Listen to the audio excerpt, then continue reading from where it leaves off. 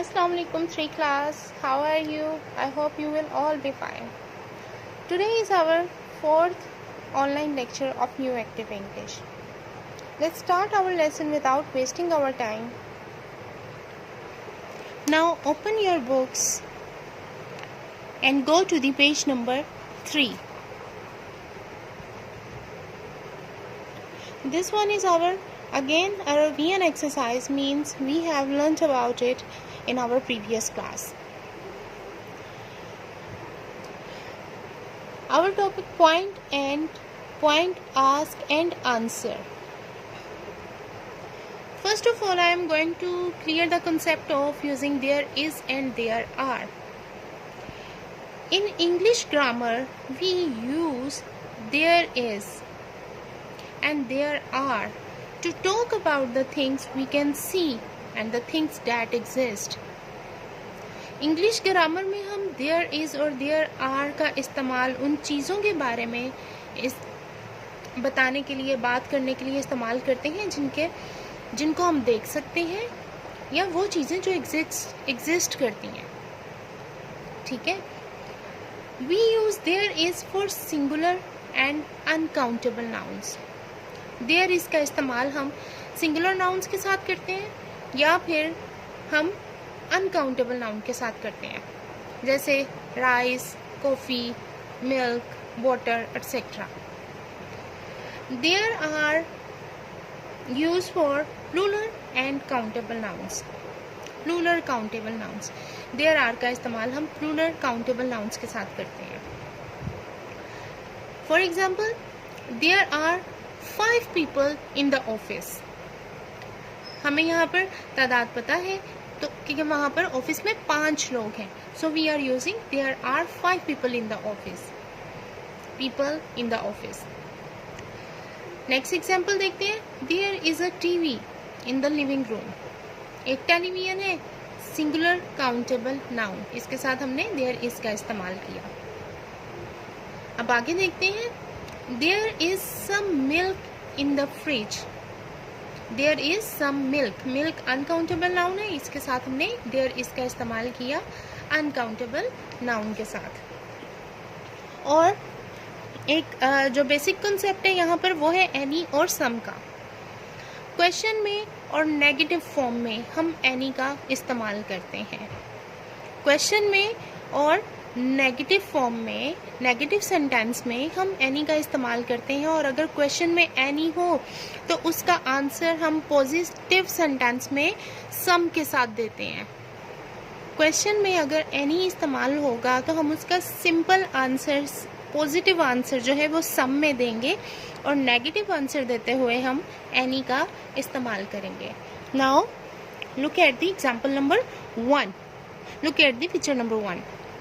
Question है, are there any man in the boat. Question में क्या आया? एनी. ठीक है. Are there any man in the boat. कश्ती में कोई आदमी है. Are there any women. अब देखें पिक्चर नंबर 1 में, यहाँ पर तो आदमी है, तो आंसर में हम क्या यूज कर रहे हैं? क्वेश्चन में एनी है तो उसका positive answer. There are some man in the boat. There are some man in the boat, but लेकिन there aren't any women. अब यहाँ पर नेगेटिव में हमने any का ही इस्तेमाल किया है. क्वेश्चन में और नेगेटिव में any आएगा, और क्वेश्चन में any होगा तो ऑब्वियसली हम उसका आंसर सम में देंगे, पॉजिटिव में. इसी तरह अगला क्वेश्चन देखें. Is there any milk in the glass? Is there any ink? Look at the picture number 2. Is there any milk? अभी जैसे मैंने आपको बताया कि अनकाउंटेबल नाउन के साथ हम there is का इस्तेमाल करते हैं. तो अब यहाँ पर आ रहा है, is there any milk in the glass? Is there any ink? There is. अब क्वेश्चन में क्योंकि any है तो उसका पॉजिटिव आंसर हम सम से देंगे. There is some milk in the glass, but लेकिन there isn't any ink. लेकिन वहाँ पर कोई भी इंक नहीं है. इसी तरह अगले पिक्चर नंबर 3 पर आ जाते हैं. Are there any socks on the chair? Are there any shoes. ठीक है, ये चेयर है, उसके ऊपर उन्होंने ऑब्जेक्ट रख दिया है और ऑप्शन दे दी है हमें क्वेश्चन बनाने के लिए। Are there any socks on the chair और आर देयर एनी शूज, हम क्या बोलेंगे, there are some socks on the chair but there aren't any shoes. There aren't any shoes. Look at the picture number 4. Is there any coffee in the cup?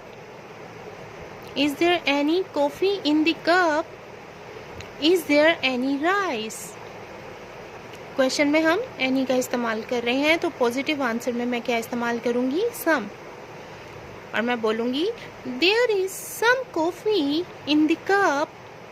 There is some coffee in the cup, but there isn't any rice. Uncountable के साथ हम there is का इस्तेमाल करते हैं, but there isn't any rice. Now look at the picture number 5. Stockings or socks. Are there any stockings on the chair? Are there any socks? Are there any stockings on the chair? Are there any socks? तो मैं answer क्या दूंगी positive में इसका, stockings जो लंबी जराबें होती हैं, ठीक है, और सॉक्स हमारी छोटी होती हैं, तो मैं यहाँ पर स्टॉकिंग्स है, सॉक्स नहीं है। There are some stockings on the chair, but there aren't any socks. अब हम अगले क्वेश्चन पिक्चर नंबर 6 की तरफ आते हैं। Is there any tin on the table? Is there any box? Table पे टिन है या बॉक्स है, कोई टिन है या बॉक्स है, तो अब क्वेश्चन में हमने इस्तेमाल किया एनी का, और सिंगुलर नाउन था इसलिए हमने देयर इज का इस्तेमाल किया। Is there any tin on the table और इज देयर एनी बॉक्स, तो आंसर हम इसका पॉजिटिव में देंगे देयर इज आ टिन। अब एक है ना, तो यहाँ पर हम सम नहीं इस्तेमाल करेंगे, सिंगुलर नाउन के लिए हम आ, there is a tin on the table but there isn't any box. Now look at the picture number 7. Is there any fruit in the basket? Is there any fruit in the basket? Is there any milk? Different kinds of fruits है basket में, तो मैं अब इसका positive में answer दूंगी there is some fruit in the basket but there isn't any milk.